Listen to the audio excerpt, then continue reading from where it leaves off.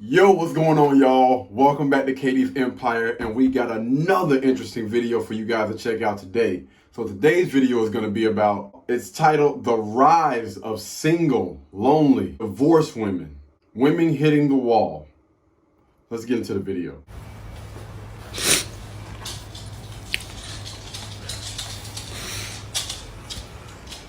Welcome back, family. Today we will review women who divorce their husbands because of their so-called happiness, then cry later on when reality settle in. Divorce is probably the hardest thing I've ever done in my life, you guys. It's been a year since everything got finalized. And I am living my best life. I am thriving really lately, and finally happy with my routine and my solitude and the things that I do on my own. But this week marks a year, and I'm feeling that grief, just kind of clouding over me, which is wild. It's this person doesn't even exist in your life after 7 years, and like the thought that the things that you thought you were going to build together no longer are viable. So it's just a confusing place to be, Went out last night, had a great time, but now I'm feeling a little in my feels, if you would say. So if you're somebody that's struggling with a divorce, you're not alone. And specifically, if you're the person who asked for the divorce and you feel sad, it's normal. I feel like nobody speaks about the person that took the step towards it, right? Because they're just seen in a bad light. You stopped fighting, you didn't want to work on it anymore, you gave up, whatever the case may be. But it is really difficult to make that decision, and it is really difficult to stand by that decision, and it's really hard to navigate the feelings of both wanting to now be on your own and still grieving the fairy tale thing that you had with that person. You cannot say that you are living your best life and being depressed at the same damn time. Fellas, yes, she was probably high when she was partying and having her so-called good time yesterday. But this is her true reality: depression, loneliness, and sadness. What you have here is a prime example of the state of mind of most modern women. It's impulse life decision-making driven by emotions. It's all about me, me, me, me. Here is another example of the level of selfishness of the modern woman. My story is not unique. I left a marriage after 15 years. I had 3 kids with the man. I had built a life with him, and I really wanted it to work. Deciding when it was time to leave, deciding that I had tried hard enough, deciding that yes, it was worth to take the risk of the unknown for leaving the known, which I had become very accustomed to over the last 15 years. And even though I was miserable, there was some security to it. There was a little bit of, at least I was comfortable in knowing what to expect. As the years would roll by and every birthday I got the same card that said next year will be better, I somewhere deep inside thought to myself, there's no way, and the only way that my life is going to change is if I leave. But I had 3 kids, and I was also thinking, wait, if my happiness means that I'm taking away the kids' happiness, and all of the guilt that came into play of, am I being so selfish that I want to leave this, and is it bad enough? But here's the kicker.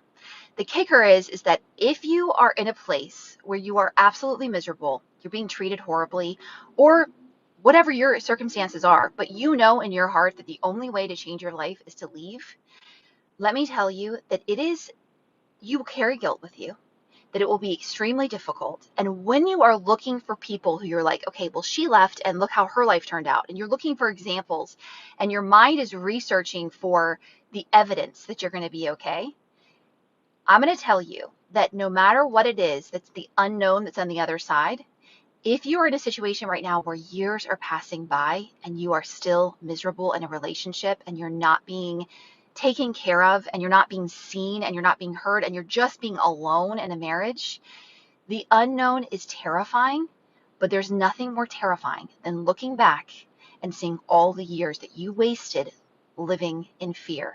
Every time you hear a woman saying that she just wanted to be happy, that is why she left. Just know that she wanted more and more and more and more. Meanwhile, their selfish decisions destroy the lives of their kids. Check it out.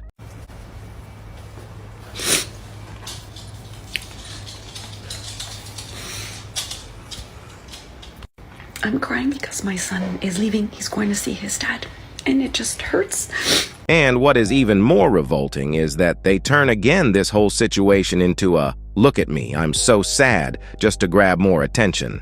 In case you want to feel sorry for her crying, let me show you the last clip this woman posted on her page about men and how she views relationships. I finally cracked the code for permanently staying in the honeymoon phase with your partner. Now, before you think that's not possible, I can be gone for 15 minutes and this man will greet me like I've been gone for a week. There's not one time I've said, hey, I really feel like a walk. And he's been like, nah, I'd rather stay home. And no matter how mad we may be at each other, we always sleep in the same bed. Isn't that right?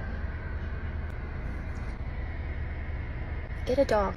Honestly, I personally don't care what these selfish women do with their lives as long as they don't have any children, because their selfish acts put their children in every statistical disadvantage, and we, as the society, have to deal now with these kids. Shaking my damn head. Let's check out our last divorced woman.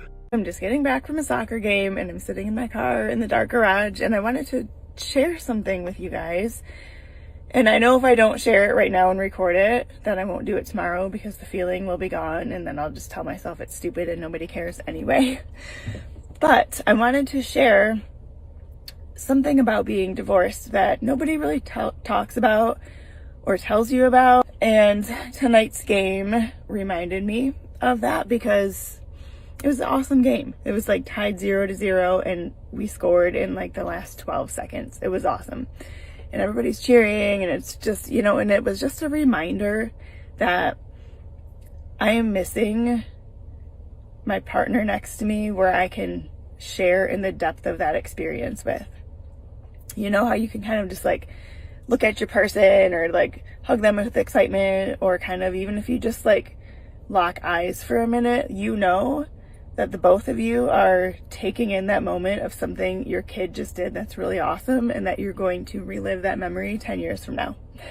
It's just this weird mix of like happy and joy and like an empty space at the same time. I'm not saying that so you can feel bad or be like, oh, poor you. Like, it's not that. My life is very, very full, but it's just sharing these parts because I think it's important for you guys to know that there are hard parts of my life too. We often just give the highlight reel, right? I think my sister said to me not too long ago, how's your awesome life going? And I just laughed, you know, but I don't want you guys to think that my life is just a piece of cake, because it's not, and there's a lot of hard things. So when there's hard things in your life, maybe you'll think of me and be like, okay, she's got that. I see little snippets of her hard stuff and she's still holding down the fort and being healthy and fit and strong. And so maybe I could do that too. So if I can instill that belief for you that this is there for you too, that helps you look a little bit differently at your own challenges. So hopefully that helps.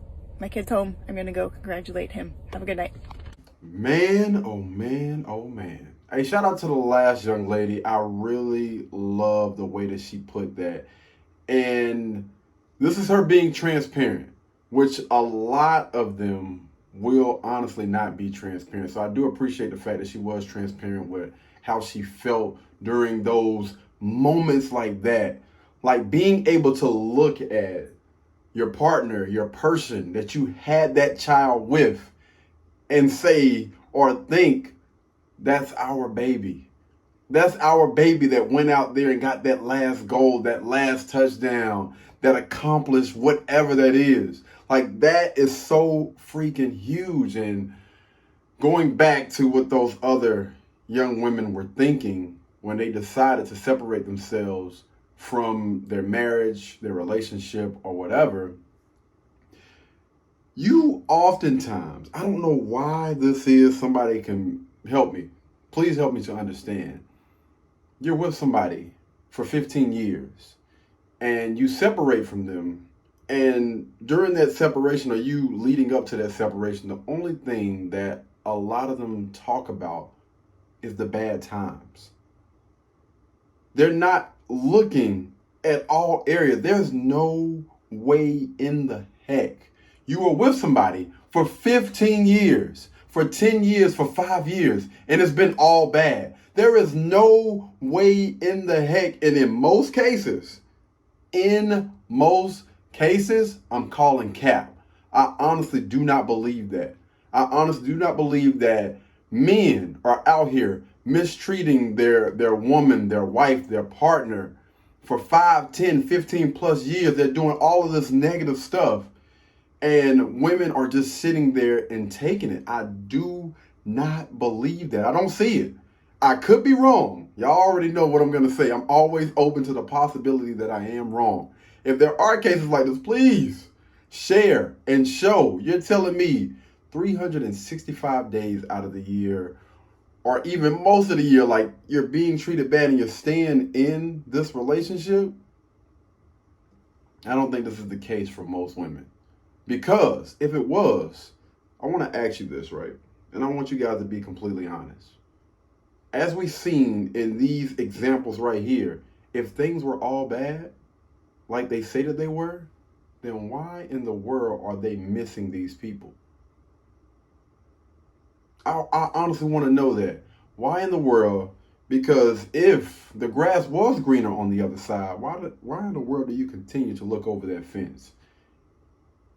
I think, personal belief, I think you thought that the grass was greener on the other side, and you got your butt out there in the dating market, and you seen like, yo, things can be 1,000,000 times worse, and things are 1,000,000 times worse. And in a lot of cases, you have a lot of people that try to hold on to their children.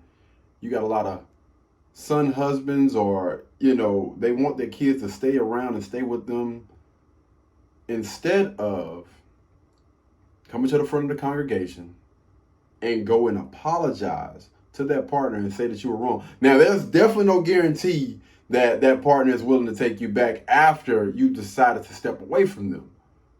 But it's worth a try, because as you've seen, you have gotten your butt back out here on the dating market or whatever, and you've put in your career, you've put, what she said, fitness and strong. Listen, I definitely have a problem with, getting mentally and physically right and working on yourself. I have no issue with that. But you're back out here on the dating market.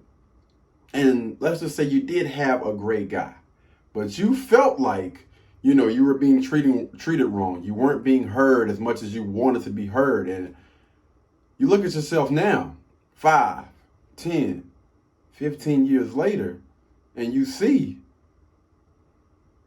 maybe I should have stayed with that person.